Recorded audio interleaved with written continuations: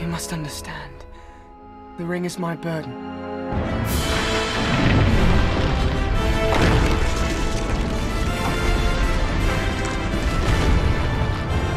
We're at the Warner booth here at E3, and I just gotten the story of this wonderful Lego statue here from Nick. I understand it's one of many that you have in the office, and that they're really heavy, man-made, hand-built. Yep. Sort of things, but it's not you and your team that's built this one, right? No, with the team, as you can imagine, they've got better things to be getting on with at the time, like finishing off Lego Lord of the Rings, which is coming together really nicely, and it's going to provide an awesome spectacle for Lego gamers this holiday period. I mean, my question is, what took you so long to get to the Lord of the Rings franchise with the Lego game? I know, well, it's a game everyone's been wanting to make for a long time, as you can imagine. But we've had so many incredible worlds to create. It's always been, when do we do it? But now we think now's the right time.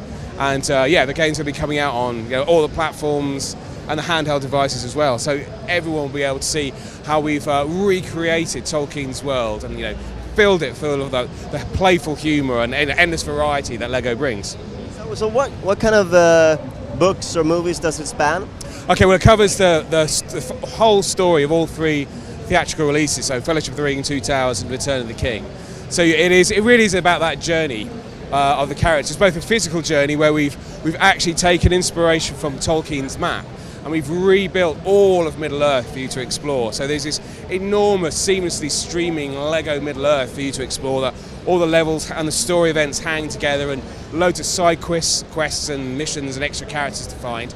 But also the characters themselves, they go on a journey and they change and develop over time. So, Frodo starts off with an ordinary sword, and then he gets given Sting, which is a better weapon.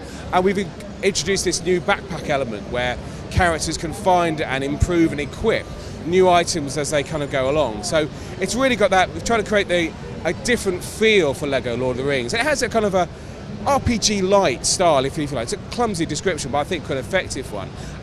It's not kind of stat heavy, but the characters themselves, they change, they evolve over time. Legolas starts off with an ordinary bow, and then he has the bow, the Galadriel, which shoots faster and is much more effective. So the characters progress throughout the game, and obviously the players can physically progress through all of Middle-earth. So that sense of journey, that distillation of what Lord of the Rings is carried through into the game. Because I think what we expect from a Lego game is hundreds of characters to play, Will it still be that sort of plethora of characters to play, or have you focused more on sort of the key ones? No, of course, no Lego game would be incomplete without a horde of characters, and you're not going to be disappointed with the characters that we have available for you in Lord of the Rings. But it's one other thing which is new for Lego Lord of the Rings is this is the first time we've made a game of an Academy Award-winning film. So that kind of threw us a bit. Okay, what does that mean? What does it do? So we've taken real inspiration from New Line and Peter Jackson's direction. I mean, some of the shots are just awesome. We've used those in the game to give it this epic cinematic feel. And when we were doing that, we had obviously the characters doing their normal Lego voices, that ba ba ba ba ba and all that kind of stuff. And that's great. It works really well. But we thought, let's try something new. Let's put the actual film dialogue spoken by the actors through the mouths of the Lego characters. And as soon as we did that, we tried that with Gimli, and he's talking about the roaring fires and malt beer and all that kind of stuff. We just thought, it's hilarious. That's really cool. So it's still going to have the same irreverent humour, the same slapstick, all that kind of stuff. But now, for the first time, they're actually be speaking the dialogue from the films. And we think that will help us brings out that cinematic feel. So what scenes are people playing here at E3? Okay, here we've got the Mines of Moria demo. So the players can be able to confront the cave troll, get across the bridge of Khazad-dûm, eventually confront the Balrog as Gandalf. So it's really cool. It's really good.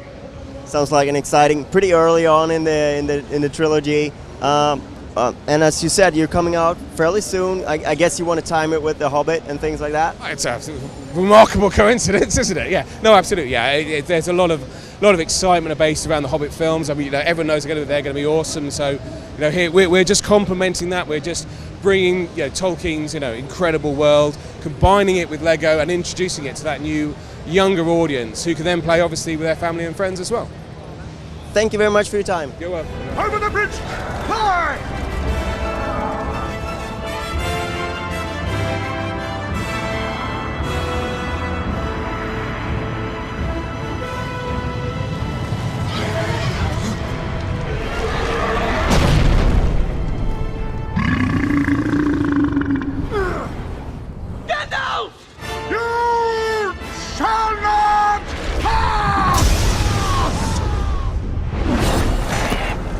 They have a cave troll.